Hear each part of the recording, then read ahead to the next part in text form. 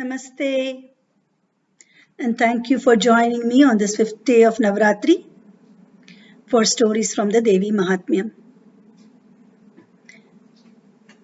The past 4 days, we finished 3 chapters, and where the first one was when Yogmaya comes, and then the second and the third one was Mahishasura Mardini story.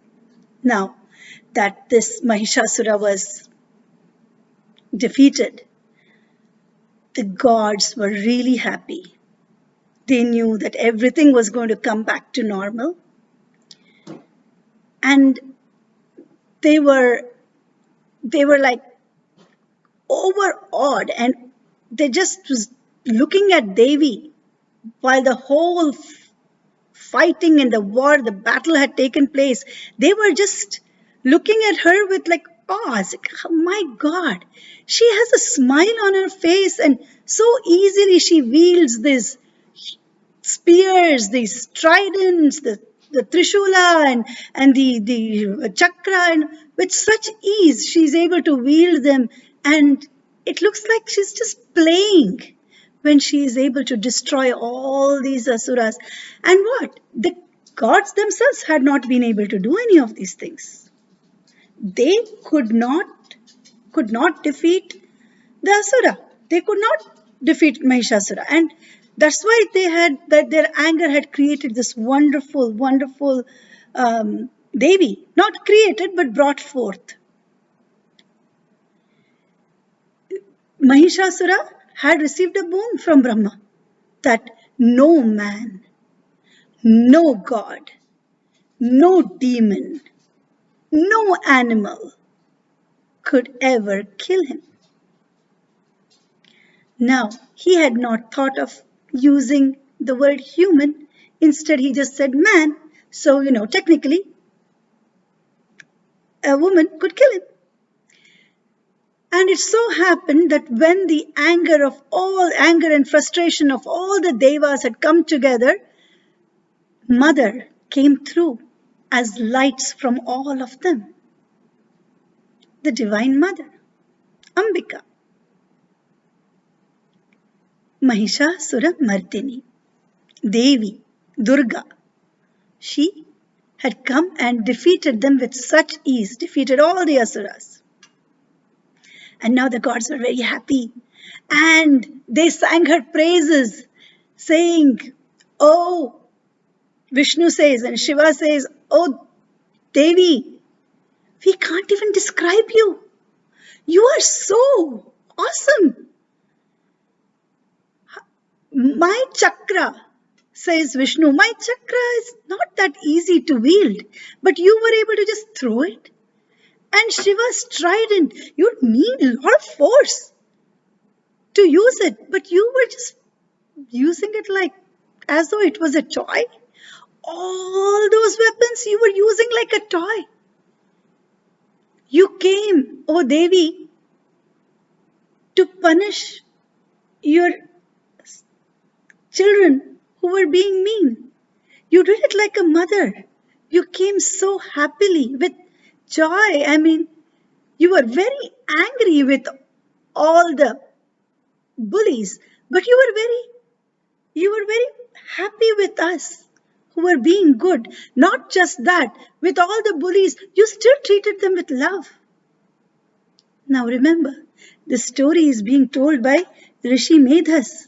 Rishi Medhas is telling this story to the king and the merchant, right? Who have asked him to tell them about Devi. And the stories that Rishi Medhas is saying is actually being told by who? By Rishi Markandeya to his student Phaguri.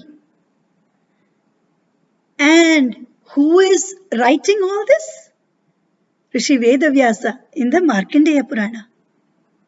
700 shlokas within the huge Markandeya Purana is just singing praises of the Devi, the stories of Devi, as told by Markandeya, Rishi Markandeya, to to his student Bhaguri, and he is telling the stories, telling him that, you know what? Rishi Medhas tells this story. So now Rishi Medhas says Rishi Markandeya, Rishi Medhas says that, you know, Devi, she is a mother. She comes whenever her children need her. You know, it's just like every other mother who has 2 or more children, where she sees one child is constantly bullying the other. She tells the bully, stop, stop, enough. He says no, so that means no. No means no. Listen. She tells him nicely, look, don't do that. But yet, this bully doesn't listen. Finally, mom gets angry. And she comes. And she says, stop it. And she punishes the bully. And finally, the good child, the child that is being bullied, is saved. So just like that, Devi, Durga, came down. And with love, she has punished the evil child. Okay? The Asura child, who was the children, actually in this case, who were being bullies. Mahishasura was a big bully. So now the gods are all so happy and they're praising her, and they say, Devi, you are the sound. You are all the sound of Om. You are the Vedas itself. You are the entire knowledge. Saraswati, you are the entire knowledge. Not just that, you are the intellect which lets us understand this knowledge within the Vedas. You are Mahasaraswati. Not just that, you are Lakshmi. Lakshmi herself, the one who resides in the heart of Vishnu. Devi, you are Gauri. You are Parvati. You are Parvati herself, the one who stands by the side of Shiva, the one with the moon on his head. You are that. You are all these Devis. You are more. You are all of us. You are this entire universe, the creation itself. You are the creator. You are the created. You are the doer. You are what is done. You are that Devi. Listening to all this, Devi, she has a smile. She's listening to her children, the gods, the humans, all of them. She's listening and she smiles and she says, what do you want? Tell me. I'm very happy with you. Tell me. Is there anything you want to ask of me now that I am here? And they say, it has been very difficult for us to get you all this time. So now that you are here, can you give us this promise? Promise us that whenever we need you, whenever something like this happens, like this Mahishasura thing happens, because you know it will, can you please be with us? Can you please help us? Tathastu, she says. She promises that she will go. She will always be there to help them. Okay, with that, chapter 4 is done. And now chapter 5 and 6 we will see. Rishi Markandeya in the Madhyama part of the Devi Bhagavatam, and in the Uttama part we will continue this.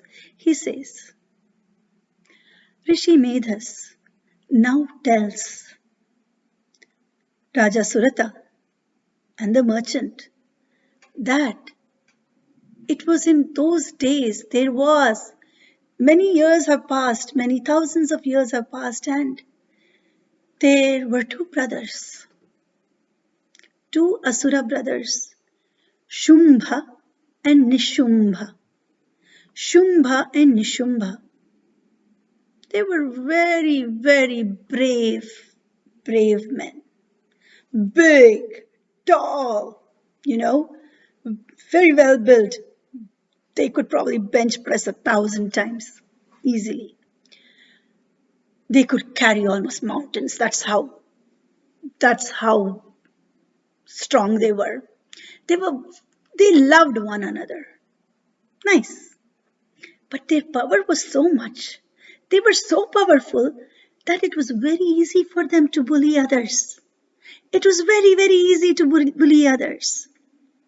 You see, so now they wanted, as usual, powerful. They were very powerful, so they wanted as much as they could get.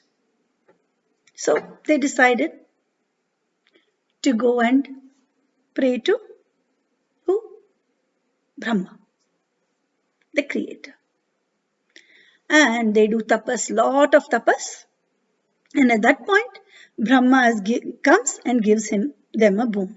That no human, God, demon, no, not human, no man, no God, no demon, no animal can kill. Neither in the day nor in the night and all those kind of things. He gives another boon easily. Brahma has given the boon. Now what happens? Shumbha and Nishumbha, they start fighting. There is a war again. Always there is a war between the Devas and the Asuras. And this war is continuing. And now these two are extremely powerful. And they take over the heavens.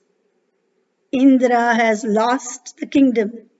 Not just does he lose his kingdom, he has to give away his Airavata, that is his white elephant, this wonderful mount. Even his horse, Uchashrayavas, that's also gone. The Parijata tree, that's also gone.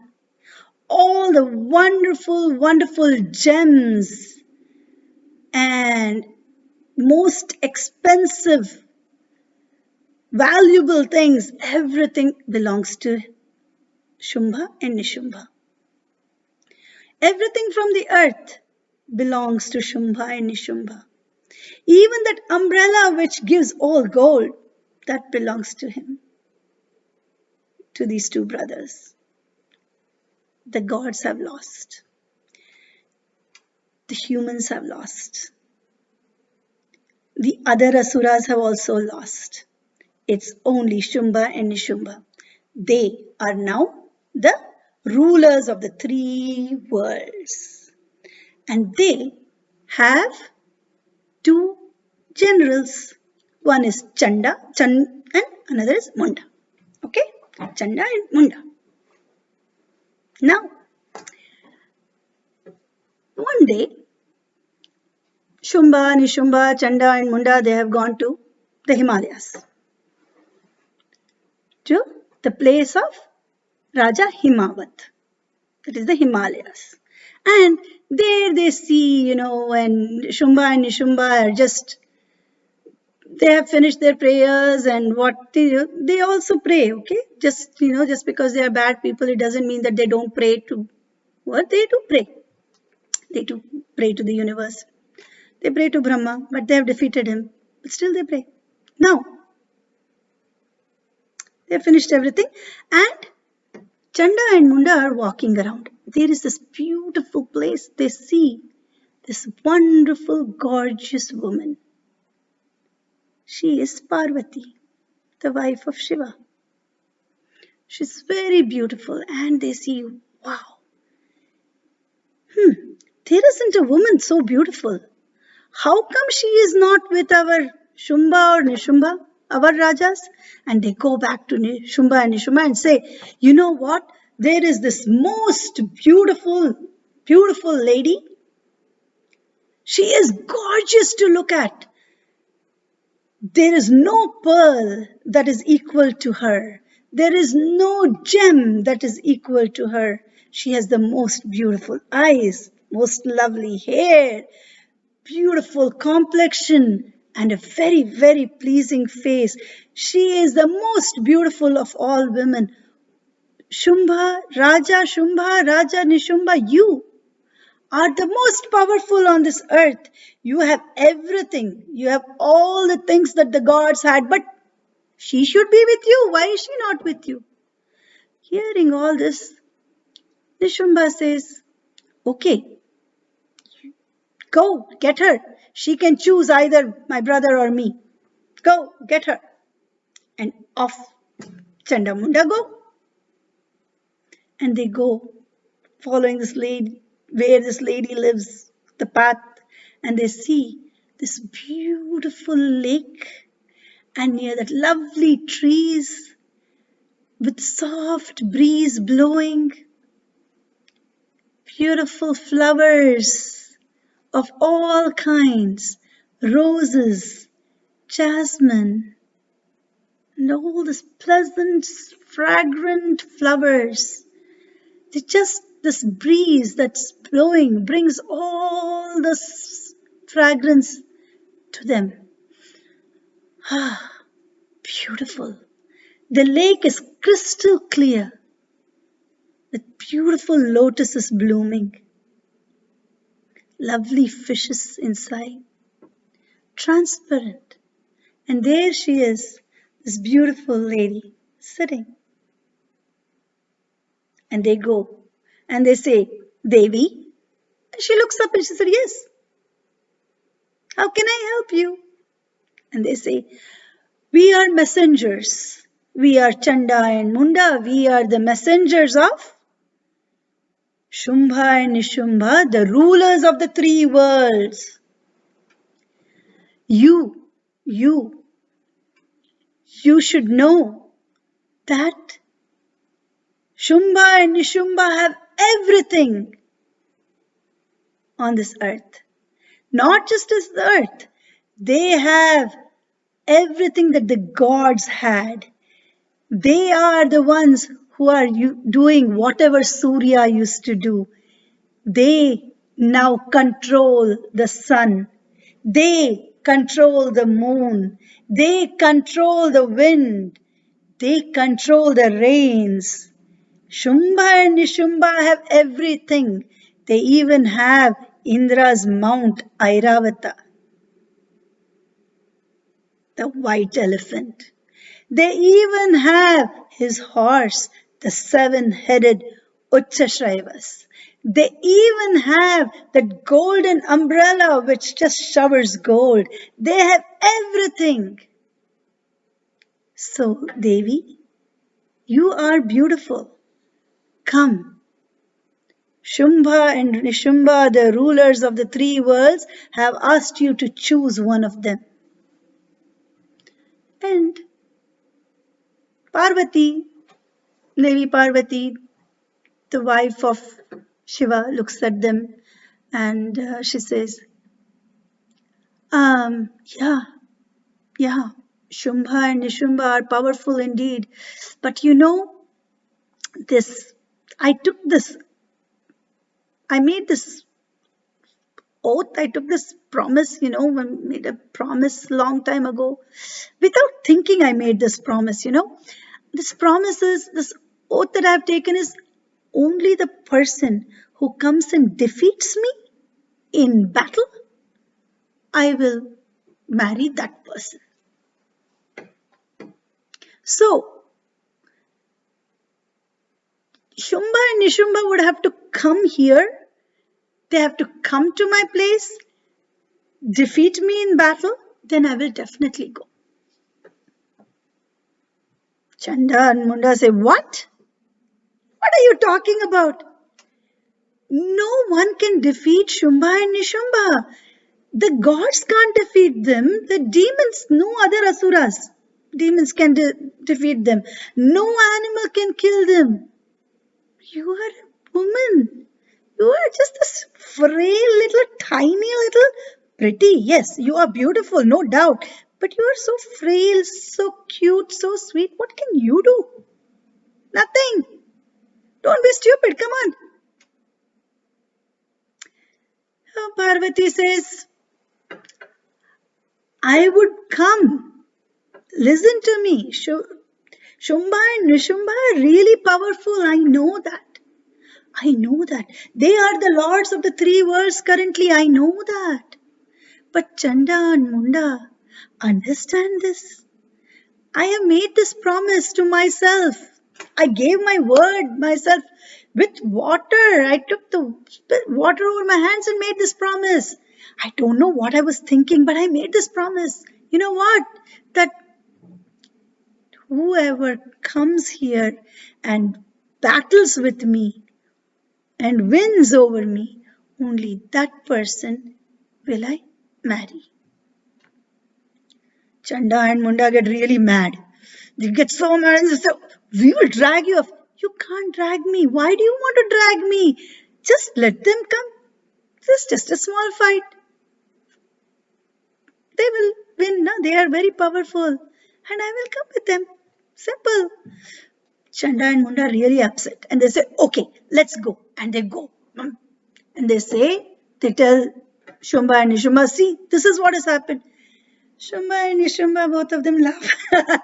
Okay, fine. Send Dhumra. Just let's send one of her, Dhumra Lochana. Let's send him. And this general goes. Big mustaches. Yes, Dhumra Lochana. Big build. Strong man. He has a mace gada. Big one. And he goes. He has 6 packs. I don't know how many packs, 8 packs, as many packs as can there be. All these muscles, the big muscles he has, and he walks. And as he walks, the earth quakes. That's how strong he is. And he says, okay, take me to this lady. I'll bring her, whoever she is. Chanda and Munda take him, and he goes. And he says, oh, Devi, come on, get up. She says, fight with me. I'll come. I thought whoever fights with me and wins, I will marry that person. I'll marry you if you win over me. So Dhumra Lochana says, okay. And he says, I'm going to just drag you. You have to accept Shumbha or Nishumbha. One of them you have to accept. They are the rulers of the three worlds. And she says, okay, let's battle. And he says, I am going to drag you with your hair. Just come. And he just holds her, and so as he touches her hair, he reduces into a heap of ashes. He is no longer there. Chanda and Munda look and they say, whoa, and they run and they tell, this is what has happened. When Shumbha and Nishumbha listen to this, they say, okay, it's time to bring it on. And what happens next? We will hear tomorrow. So with this, we have finished chapters 1, 2, 3, 4, 5, and 6 of the Devi Mahatmayam.